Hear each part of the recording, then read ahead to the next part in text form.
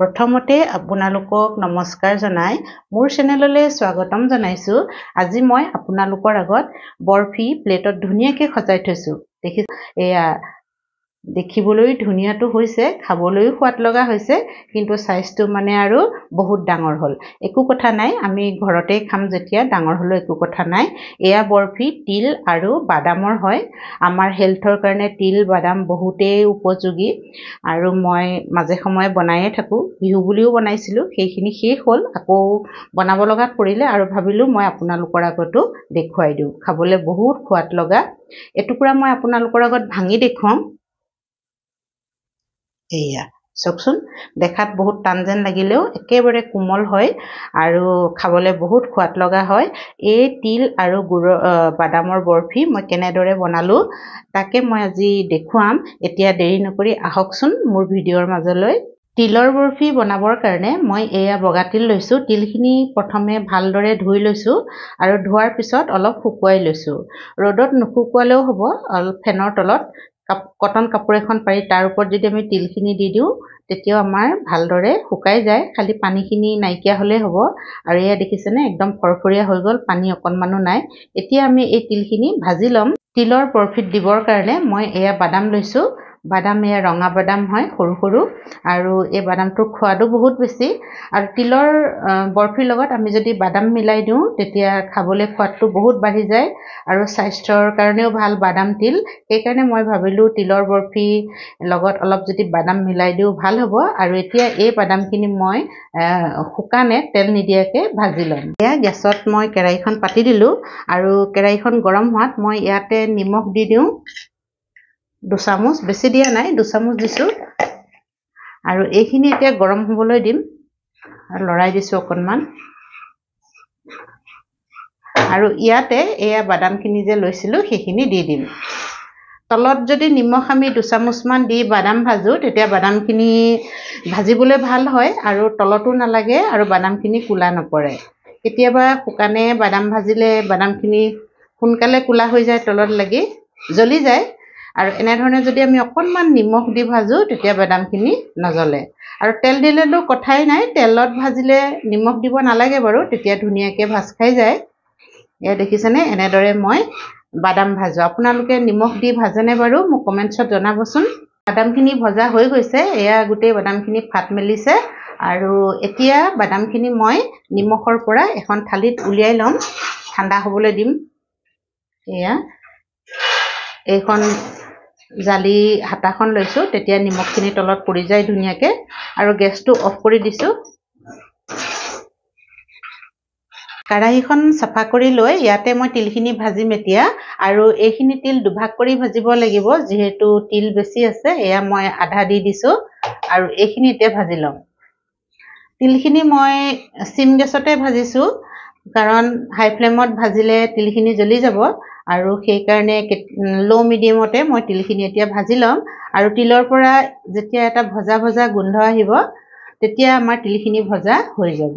আমাৰ তিলখিনি ভজা হৈ গৈছে আৰু তিলৰ পৰা এটা ধুনীয়া ভজা ভজা গোন্ধ ওলাইছে। এতিয়া মই গেছৰ ফ্লেমটো বন্ধ কৰি দিছোঁ আৰু এইখিনি কাঁহী এখনত উলিয়াই ল'ম ঠাণ্ডা হ'বৰ কাৰণে। ভজা বাদামৰ বাকলিবোৰ মই এৰুৱাই ল'লোঁ। এটা দুটাৰ আছে বাৰু, একো নহয় এটা দুটাত থাকিলে। বাদামখিনি মই জোখ কৰি লৈছোঁ, তেতিয়া আন্দাজটো ভাল হয়। আৰু সঠিক আমি যদি জোখত লওঁ তেতিয়া আমাৰ বৰফিটো খাবলৈও ভাল হ'ব। এয়া এবাটি, এইটো ষ্টীলৰ বাতি চবৰে ঘৰতে থাকেই। যিকোনো এটা বাতিৰ বা কাপৰ জোখ লৈ ল'ব লাগে। মই বাতিৰ জোখটোতে লৈছোঁ, এইটো বাতিৰে এবাটি বাদাম লৈছোঁ। এতিয়া মই বাদামখিনি অকণমান পিচি ল'ব লাগিব দৰদৰা কৰি। এতিয়া মিক্সি জাৰটো লৈছোঁ, এয়া তাতে মই বাদামখিনি দি দিম আৰু এইখিনি মই আধা গোটা কৰি মানে আধা পিচা আধা গোটা কৰি পিচি ল'ম। বাদামখিনি পিচি হৈ গ'ল, একেবাৰে মিহিকৈ পিচা নাই। এতিয়া মই এইখিনি কিনাৰত থৈ দিছোঁ আৰু সেই একেটা মিক্সি জাৰেই লৈছোঁ এয়া। আৰু এতিয়া ইয়াতে মই তিল ল'ম। তিলখিনিও অলপ পিচি ল'ব লাগিব, যেনেদৰে মই বাদামখিনি পিচি লৈছোঁ। এয়া এবাটি, একেটা বাতিৰ জোখতে লৈছোঁ। এয়া এবাটি আৰু আধা বাটি দি দিম মই। দুবাটিও দিব পাৰে এবাটি তিলৰ বাদামৰ লগত। এয়া আধা বাটি আৰু আধা বাটি, 1.5 বাটি হৈছে 1.5 বাটি মই তিল লৈছোঁ আৰু এইখিনি তিলো একেবাৰে মিহি কৰি মই নিপিছোঁ অলপ গোটা গুটিকে পিছি লওঁ তাৰপিছত কেৰাহীখন পাতি দিলোঁ আৰু কেৰাহীখন গৰম হওঁতে মই অলপ ঘি দি দিছোঁ এচামুচমান হ'ব ঘি দিলে খাবলৈ সোৱাদ লগা হয়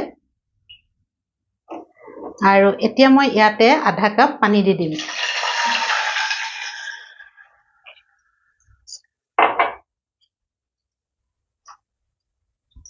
আৰু চেনি দিম যেহেতু মই চেনিৰে বনাম সেইকাৰণে মই চেনি ব্যৱহাৰ কৰিছোঁ আৰু চেনিৰ ঠাইত গুড়ো ব্যৱহাৰ কৰিব পাৰে যদি চেনি খাই ভাল নাপায় তেওঁলোকে গুড় ব্যৱহাৰ কৰিব পাৰে এয়া মই এবাটি চেনি দিছোঁ আৰু লগতে আৰু আধা বাটি এয়া চেনি দিছোঁ 1.5 বাটি চেনি দিছোঁ কাৰণ আমাৰ যেহেতু তিল আৰু গুড়ৰ পৰিমাণ বেছি সেইকাৰণে মই 1.5 বাটি চেনি দিছোঁ আৰু এতিয়া এইখিনি মই চেনিখিনি পানীত ভালদৰে গলাই ল'ব লাগিব আৰু এইদৰে মই লৰাই থাকিম এতিয়া এয়া আমাৰ চেনি পানীখিনি তৈয়াৰ হৈ গৈছে আমি এইখিনি চেনি পানী একটাৰ দুইটাৰ একোৱে বনাব নালাগে মাত্ৰ চেনিখিনি ভালদৰে গুল খালেই হয় আৰু চেনি পানীখিনি ডাঠ অকণমান হাতেৰে চুলে মিঠাতেলৰ দৰে আঠা আঠা লাগিব এনেকুৱা পৰ্যায়লৈ আহিলে আমাৰ চেনি পানীখিনি তৈয়াৰ হৈ যাব আৰু এয়া এনেকুৱা মোৰ হৈ গৈছে এতিয়া ইয়াতে মই অকণমান ইলাইচি গুড়ি মিলাই দিম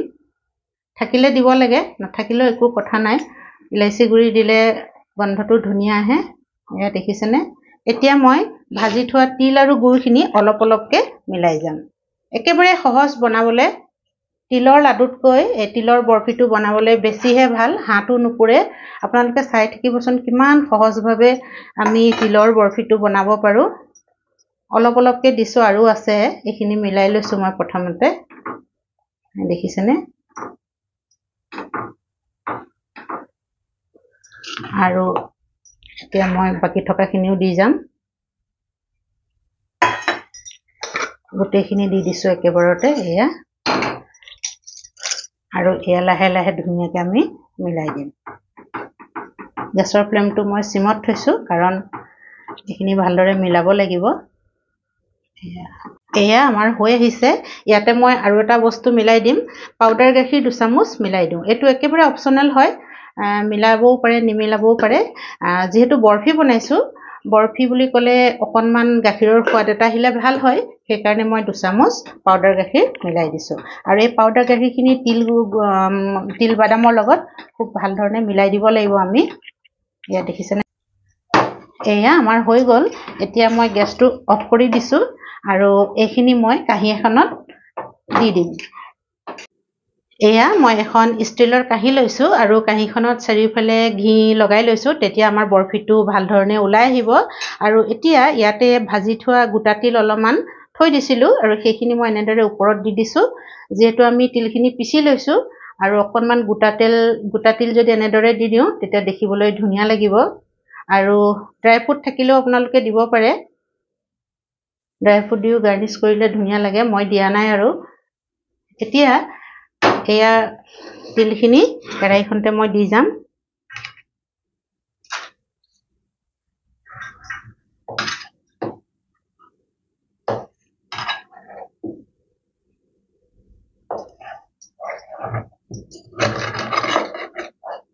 প্ৰথমতে গোটেইখিনি মই উলুৱাই লৈছোঁ এইখিনি কাম বহুত পটাপট কৰিব লাগিব যেহেতু গৰমে গৰমে কৰিব লাগে আৰু এনেদৰে মই চাৰিওপিনে মিশ্ৰণখিনি মিলাই দিম কাঁহীখনত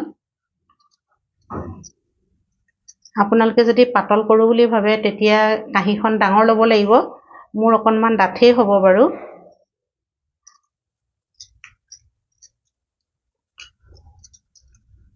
এনেদৰে মই ধুনীয়াকৈ চাৰিওপিনে একদম মিহি কৰি ভালদৰে মিলাই দিম এতিয়া এয়া ধুনীয়াকৈ মই তিলখিনি কাঁহীখনত মিলাই দিলোঁ চাৰিওপিনে এতিয়া একেবাৰে ঠাণ্ডা হোৱা নাই অলপ গৰম হৈ থাকোঁতে আমি কাটি দিব লাগিব নতুবা বেছি ঠাণ্ডা হৈ গ'লে কাটিবলৈ দিগদাৰী হ'ব দিগদাৰ একো নহয় শ্বেপটো ভালকৈ নাহিব সেইকাৰণে আমি অলপ গৰম হৈ থাকোঁতেই অলপ ঠাণ্ডা অলপ গৰম হৈ থাকোঁতে আমি তিলৰ বৰফিটোৰ শ্বেপটো দি দিব লাগিব এতিয়া মই কাটি যাম ডাঙৰ সৰু কিমান কৰোঁ সেইটো নিজৰ কথা। ডাঙৰ হয় সৰু কৰে বা স্কোৱাৰ শ্বেপ হয় বা ডায়মণ্ড শ্বেপ বা ট্ৰেংগল শ্বেপ সেইটো নিজৰ মতে কৰি ল'ব লাগে।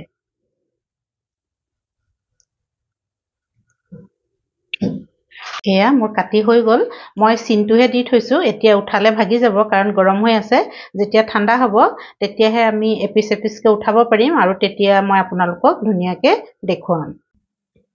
এয়া আমাৰ ঠাণ্ডা হৈ গ'ল। এতিয়া আমি কাটি থৈছোঁৱেই, এতিয়া লাহে লাহে উলিয়াম।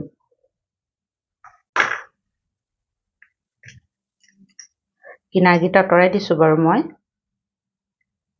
এয়া দেখিছেনে, এই টুকুৰা একেবাৰে কিনাৰৰ হয়, সেইকাৰণে অলপ বেয়াকৈ ওলাইছে। মই আৰু এটুকুৰা আপোনালোকক ধুনীয়া এটুকুৰা উলিয়াই দেখুৱাম এতিয়া। ৰ'ব চাওকচোন কিমান ধুনীয়াকৈ ওলাইছে আৰু কিমান ধুনীয়াকৈ হৈছে। বহুত ডাঙৰ হৈ গ'ল। অলপ সৰুকৈ কাটিব লাগিছিল, মই ডাঙৰকৈ কাটি দিলোঁ। আগ চাইডটো ধুনীয়া হৈছে চাওকচোন। এইয়া এতিয়া মই এই গোটেইখিনি এইখন থালিৰ পৰা কাটি পেলানি বেলেগ এখন থালিত উলিয়াই লওঁ, তাৰপিছত আপোনালোকক ধুনীয়াকৈ দেখুৱাম। এয়া চাওকচোন মোৰ বৰফিবোৰ কাটি হৈ গ'ল। মই ধুনীয়াকৈ প্লেটত আপোনালোকক দেখুৱাবৰ কাৰণে সজাই থৈছোঁ আৰু এপিচ ওচৰৰ পৰা দেখুৱাওঁ। বাপৰে দেখিছেনে কিমান ডাঙৰ হ'ল। বাকী বৰফি বহুত ধুনীয়া হৈছে, খাবলৈও ভাল হৈছে, খালি বহুত ডাঙৰ হৈ গ'ল। একো নাই বাৰু, আমি ঘৰতে খাম, সেইকাৰণে ডাঙৰ হ'লেও একো নাই। আৰু তিল আৰু বাদামৰ বৰফি আমি খাবই লাগে, আমাৰ হেল্থৰ কাৰণে বহুত ভাল। সেইকাৰণে মই তিলৰ বৰফিয়ে হওক লাডুৱে হওক মাজে সময়ে বনাই থাকোঁ। আৰু আপোনালোকে যদি বনাইছে সোৱাদটোৰ কথা জানেই, যদি নাই বনোৱা মোৰ ভিডিঅ'টো চাই বনাব পাৰিব বুলি মই আশা কৰিলোঁ। আৰু আপোনালোকৰ ভিডিঅ'টো চাই কেনেকুৱা লাগিল, যদি ভাল লাগিলে লাইক কৰিব, শ্বেয়াৰ কৰিব আৰু মোৰ চেনেলটো ছাবস্ক্ৰাইব কৰি ল'ব। কাষতে থকা বেল আইকনটো দবাই দিব। শেষলৈকে ভিডিঅ'টো চোৱাৰ কাৰণে বহুত বহুত ধন্যবাদ জ্ঞাপন কৰিলোঁ।